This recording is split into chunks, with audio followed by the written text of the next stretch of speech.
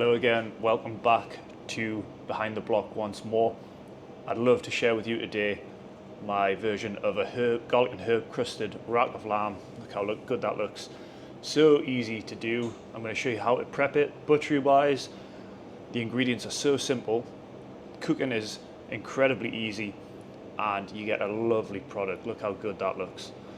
So thanks for joining me. I'm going to get the display in now, pop the counter in on a bit of a time lapse, and we'll get into showing you how to make this garlic and herb crusted rack of lamb.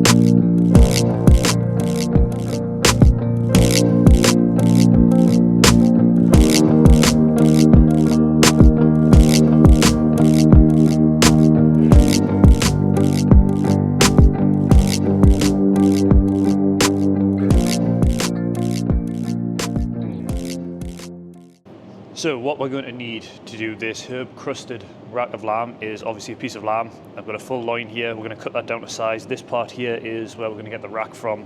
This is the loin end. We'll take that off. I've also got some garlic oil, just a rapeseed oil blended with garlic and some herbs. I've also got mixed herbs here. This has got sea salt and everything is in there. You can make your own, just whatever herbs you think would go best with the lamb. This has got rosemary, thyme, oregano, salt, pepper, everything like that. I've also got some sprigs of rosemary. We're going to need a steak knife and a boning knife. I use one of these rapid steels, keep a nice edge on the knives. So let's get going. Move all this just to one side for now. And here you can see where the rack ends, where the ribs end. So we're just going to chop that off. And you can see on this side, these are the vertebrae. You can chop straight through these. So you just find the end of the rack and join that up there. And just nice solid pressure, you can cut through it. You can see this is the loin end, so we're not going to need that. And this is where we get the rack from. Sometimes the lamb has this, it's called a bark. We call it a bark over in England. Sometimes it's easy to come off. Sometimes it's a nightmare to come off. It's best if you can't take it off, I find, personally. It's just got a bit of a bitter taste, I tend to find. Sometimes it'll just peel straight off. This one is proving a little tougher. Sometimes you can just get your knife and there's a bit of a seam and you just want to pull that off if you can.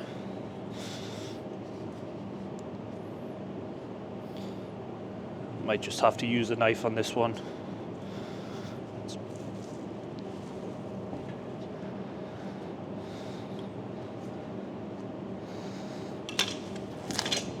And that just comes off like so. And we'll just discard that. Now to trim this, French trim this, we call it, we're going to look for about 3 or 4 inches, maybe 3 inches, and we're just going to score down the ribs here. I'm going to cut straight down along that line, nice firm pressure, and you're going to hit the ribs.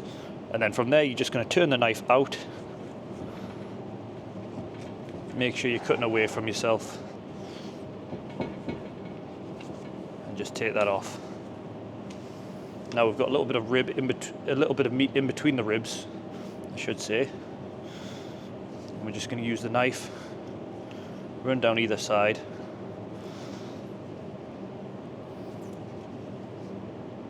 and just trim that bit of meat out there.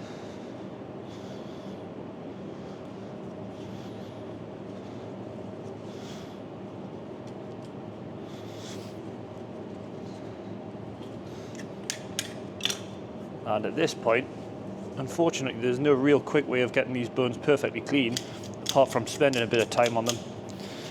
You're just going to use the tip of your knife and scrape back,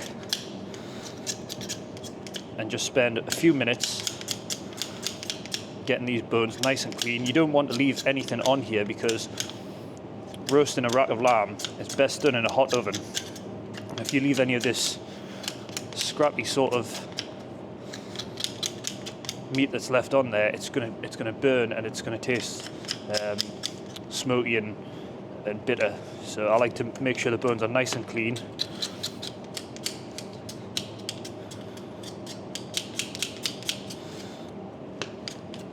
And it is just as simple as working your way back and forward,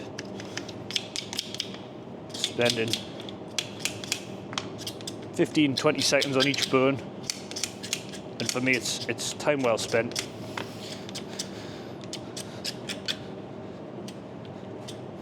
And you get the bones nice and clean. So I'll probably speed this up now. It's going to take us a couple of minutes, and I'll get these nice and clean.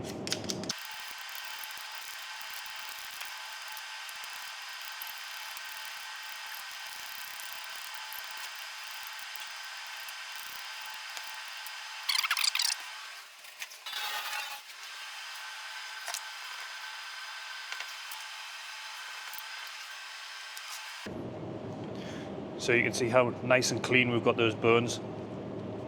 Just spent a few minutes making sure they were perfect. Next job, if you can see that on the camera there's a little yellow gristle bit that we call that the paddy whack. I like to take that out. It never breaks down during cooking, and it's very tough, and it takes just a couple of seconds just to remove it, and it makes a far better product.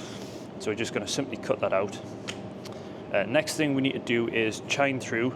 We could either French trim this by sawing, using a hand saw and cutting through this backbone and removing this whole back part, or we can chine it, which is what we tend to do over in England here. Now, I've used a knife for a long time, so I trust myself where I'm chopping. I'm just going to chop through each of these vertebrae here. If you're not confident in doing that, you could lay a knife here and use a heavy bit of wood or plastic to hit the back of the blade with enough force just to chop through. You don't want to cut all the way through the meat, so that would be an option. However, I just prefer to trust that I'm going to chop where I'm aiming. And you can see there we've chined through. So once that's roasted, you can cut these into individual chops to serve. So at this point, we're pretty much ready. Last thing I like to do is just lightly, ever so lightly, score the fat.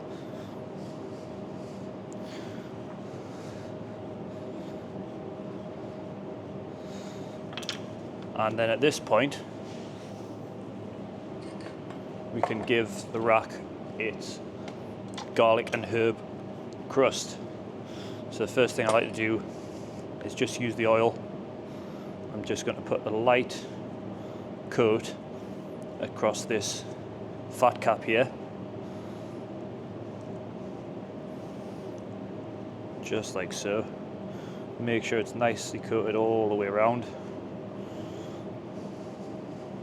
And it doesn't take much. And then we're just going to take our herbs.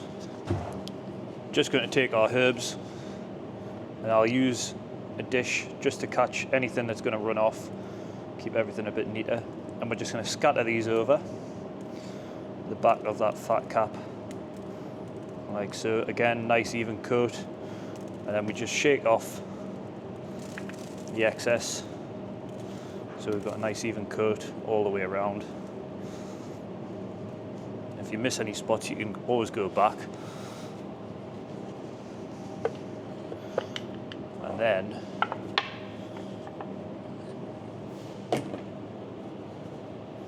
to display this, just take a few nice bits of rosemary